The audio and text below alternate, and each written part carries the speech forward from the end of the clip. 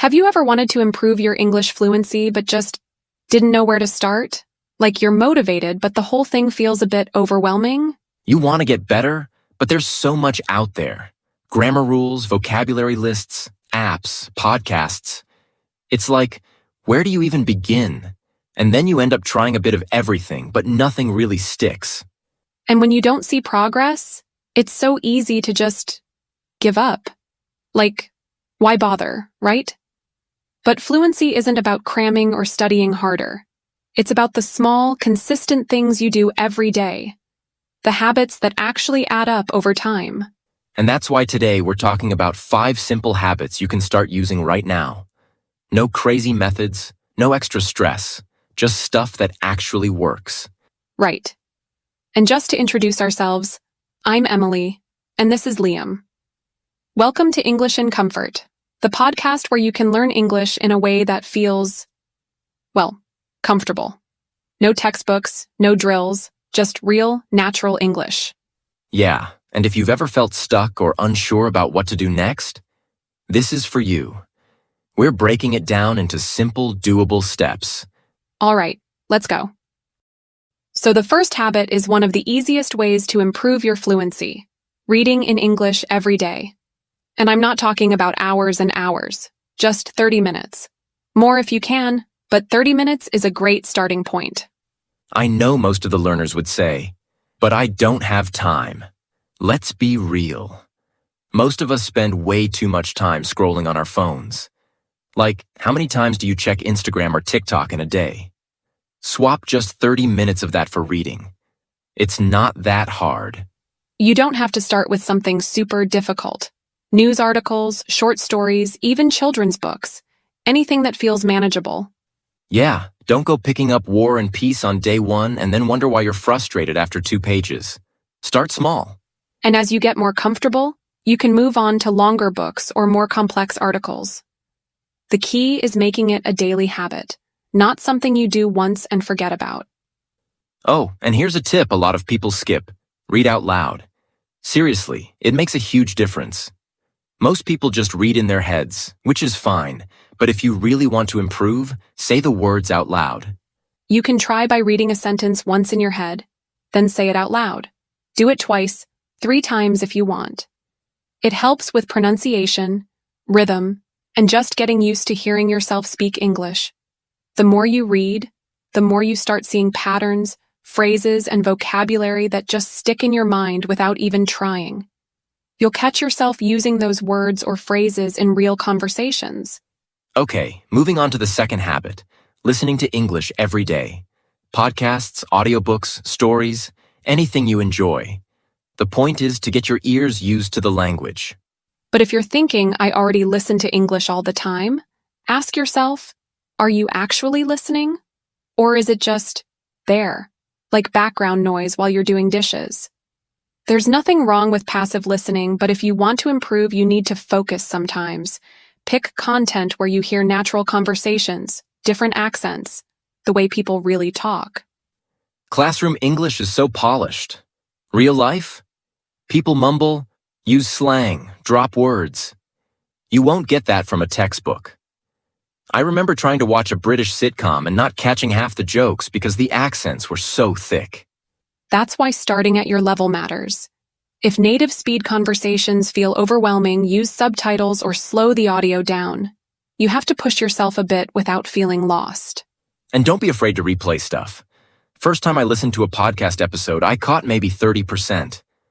But after the 3rd listen, suddenly phrases started clicking. It's like your brain needs time to warm up. Remember, what matters most is doing it daily. Even 15 minutes adds up over weeks. It's not about cramming. It's about building that routine. All right, let's talk about the third habit, speaking every day. At least 30 minutes more if you can. And before you say it, no, you don't need someone else to do this with you. This is a common concern for English learners, right? Here's the thing.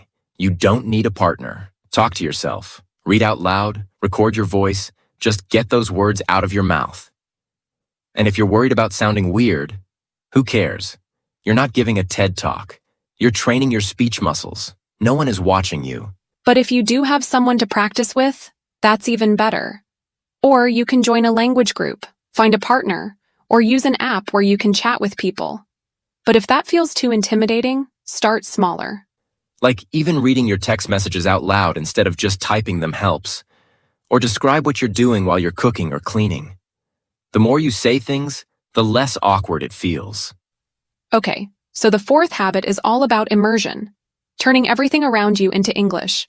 TV shows, movies, news, make it part of your daily life. The more you're exposed to it, the more natural it starts to feel. Even social media. If you're scrolling through videos, switch them to English. Change your phone settings. Follow English-speaking creators.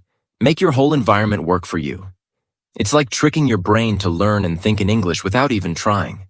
Also, if you're using subtitles, keep them in English. That way, you're hearing and reading the language at the same time. It's a double boost for your brain. But if a show feels too hard, don't give up. Start with something easier, like documentaries or slower-paced dramas. People tend to speak more clearly in those. Then, once you're comfortable, move on to faster shows or movies with more slang. The idea is to get used to hearing English the way it's actually spoken every day, like a real habit. All right, last habit. Writing in English every day. And no, I'm not talking about writing essays or anything formal. Just keep a journal. Write about your day, what went well, what didn't, and what you want to improve. It's simple, but it works. Just get your thoughts down. Even a few sentences count. And here's the cool part. When you look back, you'll actually see your progress.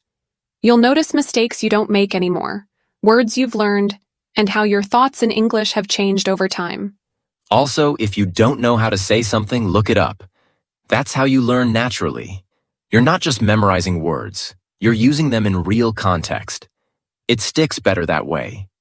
You can also use your journal to write down new words or phrases you come across. Maybe something from a movie, a podcast, or even a conversation.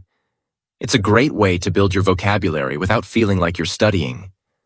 So now you've got the 5 habits. But here's the real question. How do you actually make them part of your daily life? Because, let's be honest, if you don't make time for them, they're just ideas, not habits. Yeah, and that's where most people get stuck. They have good intentions, but life gets busy, and suddenly it's been a week and they haven't done any of it. So the trick is to fit these habits into your routine. Look at your day and see where they can naturally fit in. For example, listening to a podcast while you're cooking or commuting, speaking for 30 minutes, maybe while you're getting ready in the morning or during a walk. It doesn't have to be a separate activity. It can just be part of what you're already doing. And watching in English is easy. Just switch the language on whatever you're already watching. No extra effort required. Writing? Set a specific time, like before bed, to jot down a few sentences about your day. It doesn't have to be a novel, just a few thoughts. Once you get into the rhythm, it stops feeling like a task. It just becomes part of your day. So, try it out. Experiment with what works for you. Maybe one habit sticks better than the others, and that's okay. The point is to keep going, even if it's just a little bit every day. And hey, if you've got your own tips or tricks for staying consistent, share them with us. We're all in this together. Now go out there and make English part of your everyday life. Thanks for joining us, and keep practicing. Time to go over some new words and phrases before we wrap up. Bother. Meaning, to take the time or effort to do something, or to annoy someone. Example, he didn't bother to check his pronunciation, so his sentence sounded unclear. Cramming.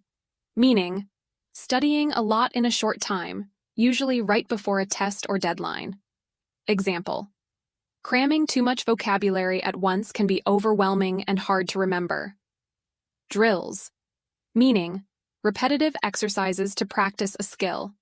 Example, pronunciation drills can help you speak more clearly and confidently. Swap. Meaning, to exchange one thing for another. Example, let's swap roles. I'll ask the questions, and you answer. Thick accent. Meaning, a strong way of pronouncing words that is typical of a particular language or region. Example: at first his thick accent made it hard to understand him, but now it's much clearer. Immersion. Meaning, being completely surrounded by a language or culture to learn it naturally. Example: moving to an English-speaking country is a great way to experience language immersion. Slower paced. Meaning, moving or happening at a slower speed. Example: some learners prefer slower-paced conversations to help them understand better. Keep practicing, and these words will start to feel natural in your speech. Thanks for listening.